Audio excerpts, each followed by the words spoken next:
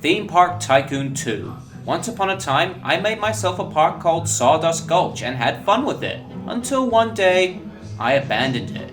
Since one of you asked me to do this, I figured I'd finally make up for long lost time and finish this park. Don't worry, I still plan on uploading OpenRCT2 stuff, but I really do think this deserves attention after being left to rot for so long.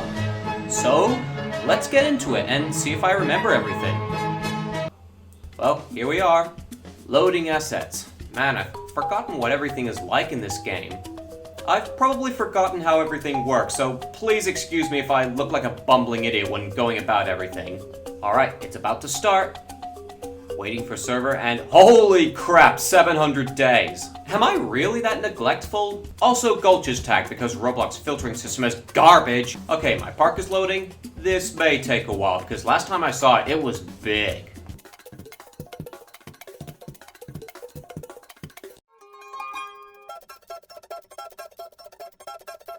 You know what, enough standing around. Let's go inside. It looks a lot better with the paths laid out. Oh, there we go. Everything coming up nicely. While we're waiting for my customers to appear, let's have a tour of the park. Down this pathway are some of the first rides I built.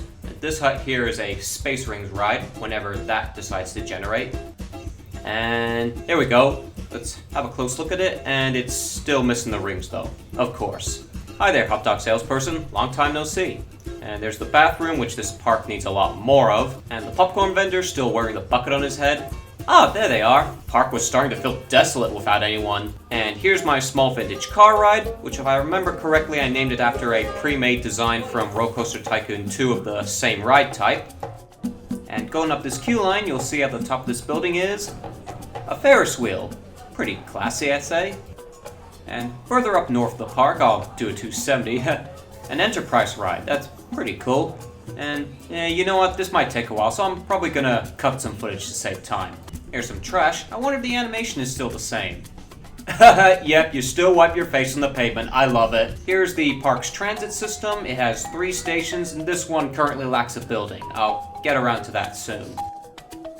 So head down east and follow the train tracks a little, and to the left is probably my favorite coaster in the park so far, Manic Miner. I think the scenery is pretty well done, at least for its time, and I quite like the layout too. I'm pretty happy with how this turned out. I know I can do better in the future though.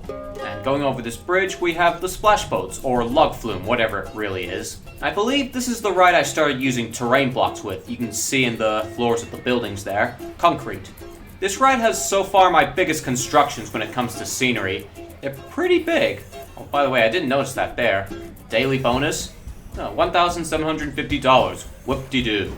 I've got more than I know what to do with. Down here is the first coaster in the park I built, and the sole reason I started playing this game.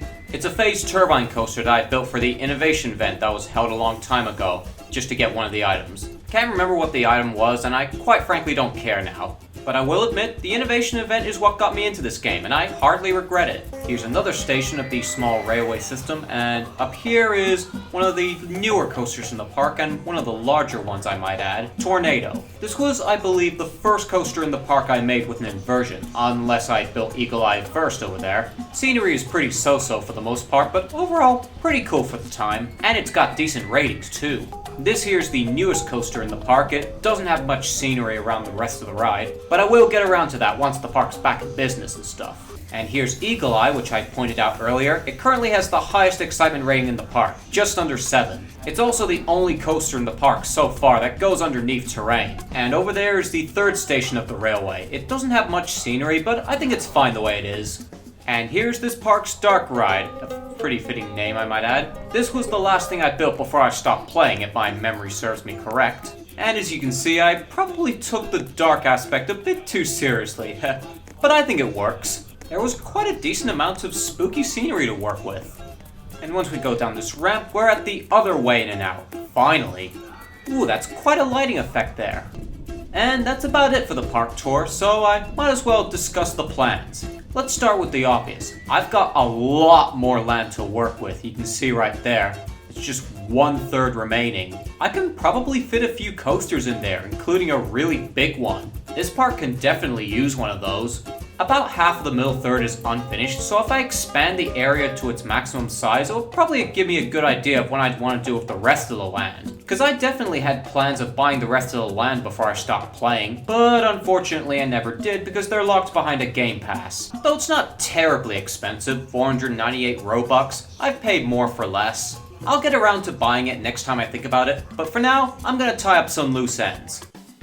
This railway station here is long overdue at building, so I think it's about time I gave it one. I may or may not be a bit rusty at building, but it'll definitely take me time to readjust to the menu and assets. Otherwise, let's get building!